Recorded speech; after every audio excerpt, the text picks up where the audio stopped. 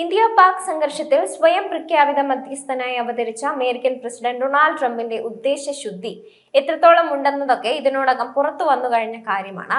പാകിസ്ഥാനുമായുള്ള സാമ്പത്തിക കടപ്പാടുകളുടെയും സ്വന്തം പോക്കറ്റ് നിറയ്ക്കുന്ന കുടുംബ ബിസിനസ്സുകളുടെയും തെളിവ് സഹിതമാണ് അന്താരാഷ്ട്ര മാധ്യമങ്ങളടക്കം എടുത്ത് പുറത്തിട്ടത്.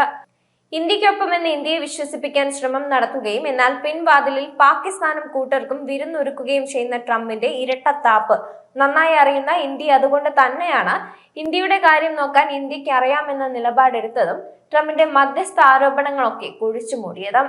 പലപ്പോഴും നേരിട്ടൊതുക്കാൻ കഴിയാത്ത ശക്തരായ തങ്ങളുടെ എതിരാളികളെ ഉപരോധങ്ങളിലൂടെ പ്രതിരോധിക്കാനാണ് അമേരിക്ക ശ്രമം നടത്താറുള്ളത്. ട്രംപിന്റെ ആദ്യകാലത്തും പിന്നീട് ബൈഡൻ വന്നപ്പോഴുമെല്ലാം റഷ്യക്കെതിരെ ചുമത്തിയ ഉപരോധ പരമ്പരകൾ അതിന് തെളിവാണ്.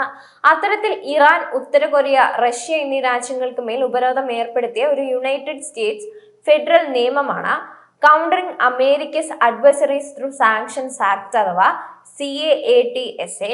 തങ്ങളുടെ എതിരാളികൾക്കെതിരായ ശിക്ഷാ നടപടിയായാണ് അമേരിക്ക ഈ നിയമം സൃഷ്ടിച്ചത്. അമേരിക്കയുടെ സുരക്ഷയെ മുൻനിർത്തി തന്റെ ആദ്യ ഭരണകാലത്ത് 2017 ഓഗസ്റ്റ് 2-നായിരുന്നു ട്രംപ് ഇതിൽ ഒപ്പുവെക്കുന്നത്. ഇത് പ്രകാരം റഷ്യയിൽ നിന്ന് S-400 മിസൈൽ സംവിധാനം വാങ്ങിയതിന് ട്രംപ് ഭരണകൂടം തുർക്കിക്കെതിരെ ഉപരോധം ഏർപ്പെടുത്തിയിരുന്നു. കാറ്റ്സ നിയമപ്രകാരം ഇറാൻ, ഉത്തര കൊറിയ, റഷ്യ എന്നിവയുമായി കാര്യമായ ഇടപാടുകൾ നടത്തുന്ന ഏതൊരു രാജ്യത്തിനും അമേരിക്കൻ സർക്കാരിന് ഉപരോധം ഏർപ്പെടുത്താൻ കഴിയുമായിരുന്നു.